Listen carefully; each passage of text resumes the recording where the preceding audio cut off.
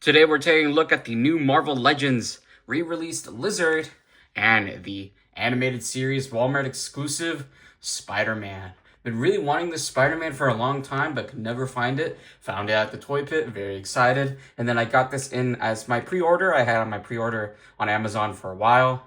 And yeah, very happy to finally have them. The Lizard is its classic deluxe Marvel Legends packaging, the ones that we've been getting for a while now. So you can see got the Spider-Man logo on the bottom. This is from like the McFarlane adjectiveless Spider-Man era of comics, which is one of my favorite era of comics. Right there is Marvel's Lizard. And on the back, you get some nice art of Spidey fighting Lizard. And here are the two out of the box. Now, these are both just reuse of older body molds. This one is a reuse of the Build-A-Figure. It is more or less just a re-release with some new articulation. We'll get into that later. And then same with this guy. This is just the Amazing Fantasy body mold, which is an amazing body mold, no pun intended. It is one of the best bucks for Spider-Man. The only thing it is missing is the toe articulation. But besides that, it articulates very, very well. So yeah, this is the animated series Spider-Man, or at least it's supposed to be. It does have cell shading, which some people do have gripes with, but I actually really do like it. I'm a big fan of cell shading, and I really do think it's done pretty well. It's not as egregious as the older X-Men VHS box figures were. Those cell shading was kind of bad. This one is pretty well made. I like the transition from the darker blue right there. And yeah, it's just really nice. This is the first animated series Spider-Man Marvel Legend. The second one was the one with the Vulture, and that one didn't have any cell shading. And that one did use the Sunfire body mold, while this one uses the Amazing Fantasy body mold. You can see right there, it's the exact same body, just different paint apps, but same proportions. Different head sculpts, of course. This one is very much an animated series head sculpt. Closer look at Lizard. This is a really impressive looking figure. I'm really happy to finally have this figure in my collection because I was collecting at the time when the Lizard Build-A-Figure came out, because I do have some of those figures from that wave, like the Spider-Man Noir and the Mysterio. I had the Mysterio, but I never had the full Build-A-Figure. So it's nice to finally have a full Build-A-Figure, and this repaint and all the added articulation is very, very nice. They added a different neck joint, so he can like look all the way around, get some really nice personality. He can look all the way up, he can kind of look down, and then you have a nice articulation here at the jaw. And yeah, it's just really cool looking. Got some nice dinosaur-esque poses. Definitely reminds me of the Spider-Man 2 design. And like how like you would have to fight him in Spider-Man 2, that boss fight. Very much so. Reminds me of that. I know one thing a lot of people have been complaining about is how he's hunched over, and he always will be hunched over, because that's just how he is. He can't really stand up straight. But I think it works because, you know, he is a lizard, and you want him to get in these ferocious type poses. So it does work. And then I did see the tail has more articulation. It can go up and down. And yeah, very, very nice. He doesn't come with a lot of accessories. He really just comes with his tail and this head sculpt, which we'll put on real quick. This really reminds me of like the Todd McFarlane era, like Torment, that storyline of Spider-Man comics, which is really cool. Love how it's very like dinosaur-like, very cool. And if you were curious, yes, you can stand on his 2 feet without using the tail to balance him. So you can get some nice, lunging poses at Spider-Man, which I did get. Really liking this alternate head sculpt right here. Really cool looking. And then for Spidey's accessories, it's the norm. You get 2 like web effects right here. You can have them like on the floor or like on the face of like a bad guy he just webbed up. And then you do get the 2 thwips like usual, and then 2 wall crawlers, and then of course the 2 fists out of box. The articulation on both of these real quick. He has a hinge ball joint, so you can look up that much, look down that much, look left and right. No real neck pivot. Arms go all the way around. They go up. Got a butterfly joint, which goes in and out. Bicep swivel. Double joint elbows, swivels at the wrist with a hinge that goes down and up. You got a diaphragm cut, which swivels, pivots side to side, hinges in and out, and then an ab crunch. Using both of those joints, you can go in about that much and out about that much. Legs kick out, they kick up. They are on drop downs, so when you use the drop down, they can kick all the way up. Don't really kick back.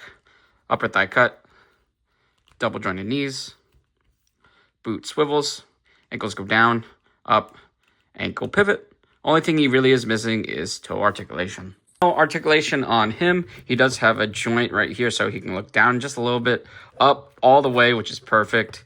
And he can look side to side. I think there's a ball joint down here, and then there's one right here with a hinge, so he can look up and down and go side to side. And then his jaw is articulated, and then his tongue is also articulated, like so. Arms go up about that much. They go all the way around. Bicep swivel. Double jointed elbows go about to there. Swivels at the wrist with a hinge that goes up and down. You get an ab crunch, which crunches, so you can get some nice lunging poses. Really, really fun. He can't really stand up perfectly straight because his legs, again, are lunged forward, as you can see. But they do have double jointed knees, which go in about that much.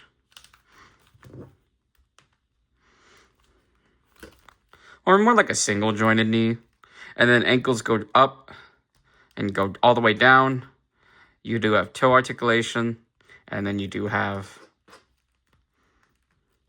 some ankle pivot. And then the tail can hinge up, hinge down, hinge side to side. And then this right here is on a ball joint, which also swivels.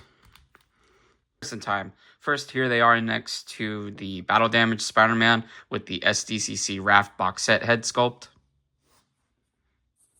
Next, here they are with the SDCC Raft box set Spider-Man with the Maximum Series second head sculpt. Here they are next to Amazing Fantasy 15. This is the first release with the red spider logo on the back. Here they are with the original Pizza Spidey body and then the battle damaged head sculpt.